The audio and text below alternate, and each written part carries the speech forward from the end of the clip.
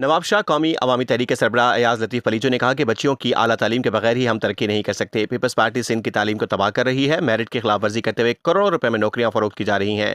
काजी अहमद मिनीजी शादी हॉल में तालीम के हवाले से मुनक़दा सेमिनार के बाद मीडिया से गुफ्तगू करते हुए अयाज लतीफ़ पलीजो का मजीद कहना था कि MQM के गुब्बारे से हवा निकल चुकी है। सूबे की बात करने वाले अहमकों की जन्नत में रहते हैं। कई CSS पास सिंधी नौजवानों ने इन्हें पूरे सिंध को मायूस किया।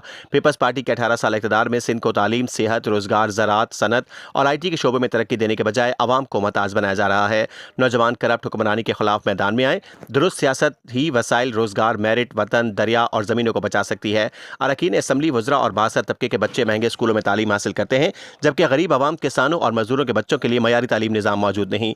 लाखों बच्चे बुनियादी सहूलत से महरूम हैं। सरकारी स्कूलों में बुनियादी सहूलियात जैसे फर्नीचर, पानी, वाशरूम्स और असातिज़ा की कमी है। सिंध में दोहरा तालीमी निज़ाम कायम है। एक अमीरों के लिए महंगे निजी इदारे जहाँ तमाम सहूलियात मौजूद हैं, और दूसरा गरीबों के लिए सरकारी इदारे जहाँ बजट कागजों में हड़प कर लिया जाता है।